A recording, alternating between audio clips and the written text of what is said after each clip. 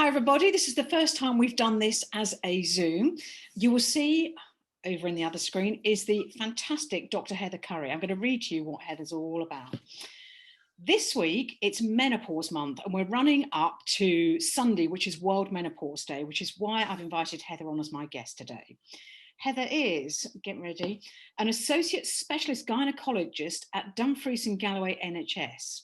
She's also Trustee and past chair of the British Menopause Society. Even more impressive, she is co-editor of Post-Reproductive Health, the journal of the British Menopause Society, and the founder and MD, and this is an amazing resource for everyone, of Menopause Matters, an award-winning website that provides recent and accurate information about menopause, menopausal symptoms and treatment options. Heather, welcome to the show. Thank you so much for taking the time to come and see us. Thank you, and thank you for the very kind introduction. No problem. Heather, tell us a bit about your work. I work full-time for the NHS, and within that I'm involved with the menopause service and some other gynecological clinical work, and also some medical management work. In my extra time, my spare time, I am involved with the Menopause Matters, a small team of us. We run the website and also publish a quarterly magazine. So that's been my baby since 2001, actually. And also I'm very involved with the British Menopause Society. So Menopause Matters aims to provide information and support for women. The British Menopause Society's aim is around providing education for healthcare professionals. And we have a very exciting programme of virtual education ongoing at the moment. The aim being that we want women to have access to accurate information so that can make informed choices about the management of their menopause, understanding that all women are different. And so there isn't a blanket approach, there isn't one simple bit of advice for everyone, but it's around women working out what's best for them. And if they do seek help from healthcare professionals through the British Menopause Society, we're really keen that women get consistent advice wherever they are in the UK. You said spare time. I don't believe you have spare time. There's always time to do what you really want to do. That's true, there is always time to really want to. Okay, talk to me a bit about the menopause, because in my mum's day, it was spoken of in hushed terms. And the reason my my podcast and my beauty subscription box, called Time of Your Life, is because there used to be, kind of nudges and winks going, it's that time of life. And my mum's remedy was she got a bottle of evening primrose oil, and that was about it.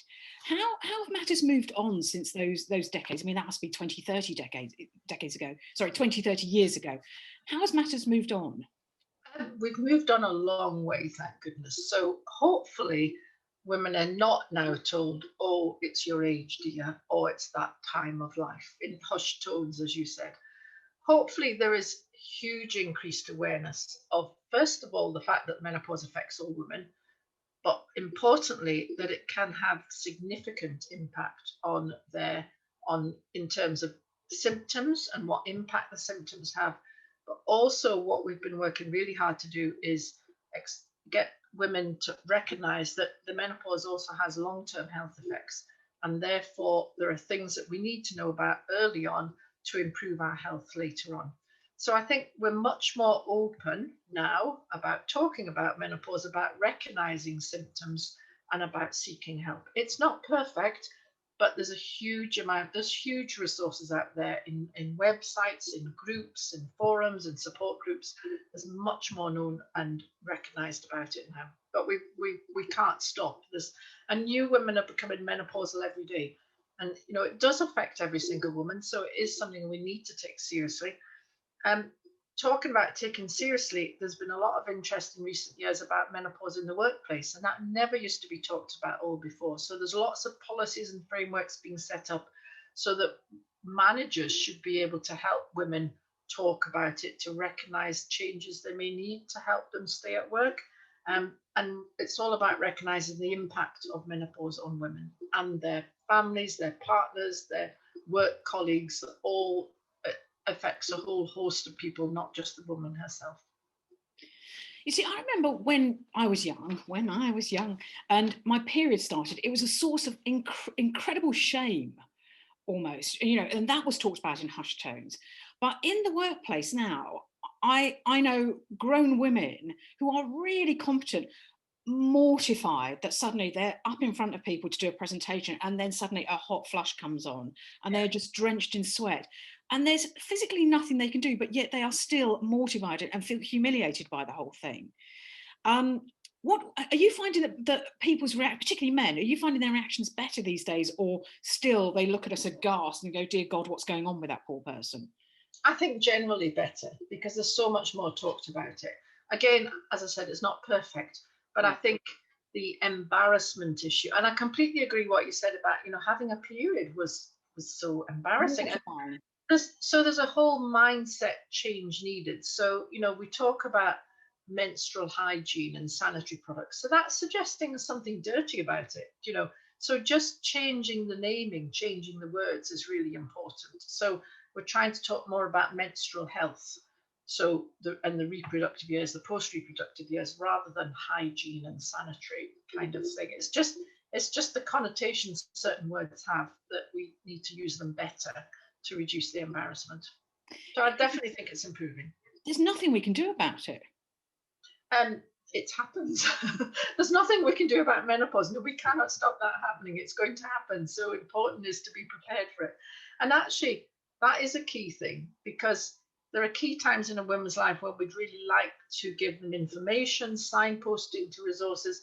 So the average age of the menopause, and the menopause itself means the final period, but there's often a lot of changes go on before that. So there's this crazy time called the perimenopause. Yeah. It's all to do with our ovaries and the fact that we outlive our ovaries. We don't make new egg cells as men make new sperm until, much later age. We don't keep making new egg cells. We have a finite number. And as they run out, our ovaries then can't respond by producing the normal hormonal cycle, which stimulates the lining of the womb to be thickened and then shed in the absence of a pregnancy. So periods and the period pattern is telling us what our ovaries are doing.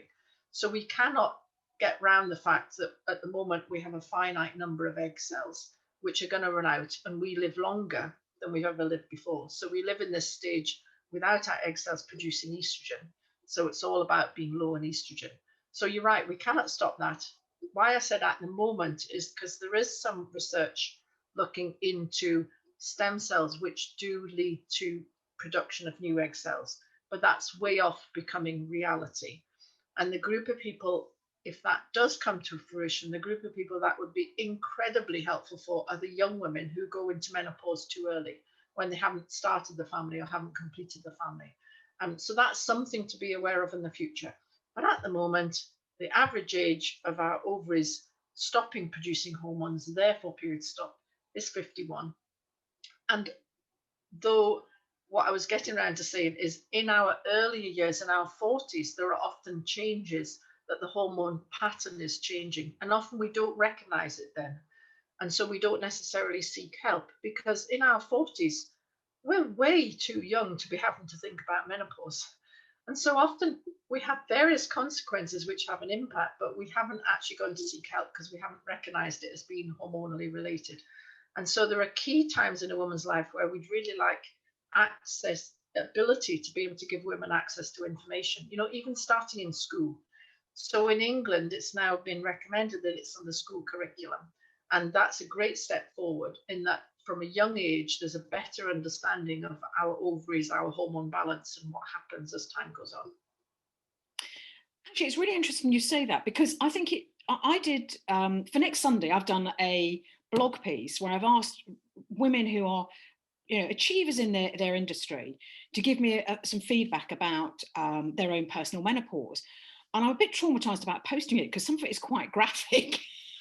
But go for it. And traumatic. But the resounding thing that seems to come from all of us, except those who knew they were going to have a menopause because something like a hysterectomy happened to them, it seems to have taken us all by surprise. And that's the problem with the menopause. Once you start your periods, you roughly know every month you're going to have one. Once you get pregnant, you roughly know the cycle that's going to happen. But menopause is so different for everyone, and the starting date is so different, and it's a real slow burn to get into it. Is there anything we can do? Is there any kind of deadline when we think, actually, by that age, really, I ought to go and check if I am perimenopausal? It's just knowing what symptoms to look out for. That's the key thing, because by a certain age will be too late for some women and too early for others. So periods changing is often the first sign that things are going a bit wonky. But the key thing is around recognizing what hormonal changes can cause, because we know of women who have had all sorts of investigations and seen various specialists without realizing this is hormonal. So low mood, anxiety, and those are the sort of symptoms that women are least expecting. I think pretty much now there's a good understanding that flushes and sweats are part of the symptom complex. And I think most women would know to look out for that. But often what they say they're completely unprepared for and don't recognize as hormonal are the mood changes. And if it's not recognized as hormonal, they're often offered, if they seek help, they may be offered antidepressants, which isn't the right treatment if it is hormonally related. The other things, joint aches, often not expected to be hormonal. Sometimes palpitations. I mean, there can be genuine heart causes of palpitation, but palpitations actually can be part of the symptom complex as well.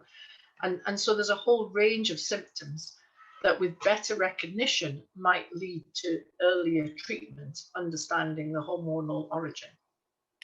Yeah, I think there's just also something that goes on in a woman's mind, because I still think I'm a young woman, yet I'm 57, and I'm obviously not a young woman, but it's a real challenge to move your mind from I'm in my 20s, 30s, Yeah. 40s to being, oh, now I am perimenopausal. And so many of those symptoms you can just write off as, I'm just hacked off, I'm just tired today. Yeah. I had a drink last night, and that's Yeah. why I feel like this today. And I think it's quite challenging to put them all together and go, oh, that's what it is. It is. I think you're right, and I think that's why starting the education and getting the knowledge across at a younger age is hugely important. So people are prepared, and we should see menopause as a midlife thing, not as a late life thing.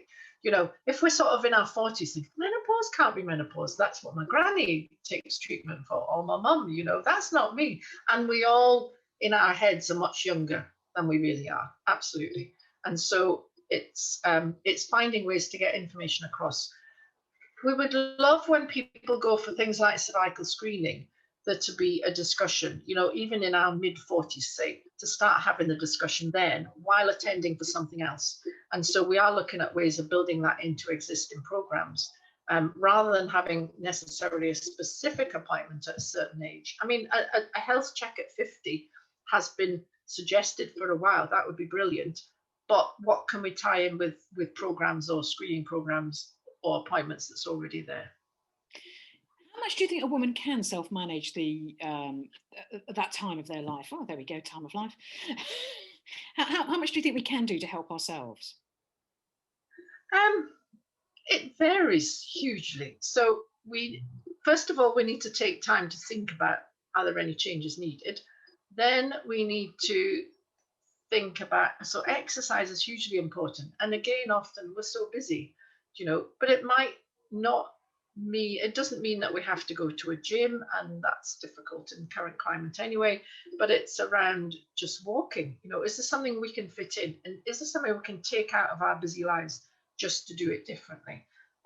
Smoking's never good for anything, but that's not easy to fix.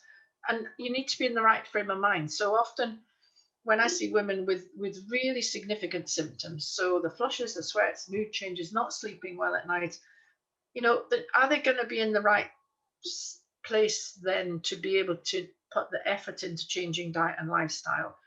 And more, what we can do is then help control the symptoms, but not forget the diet and lifestyle changes.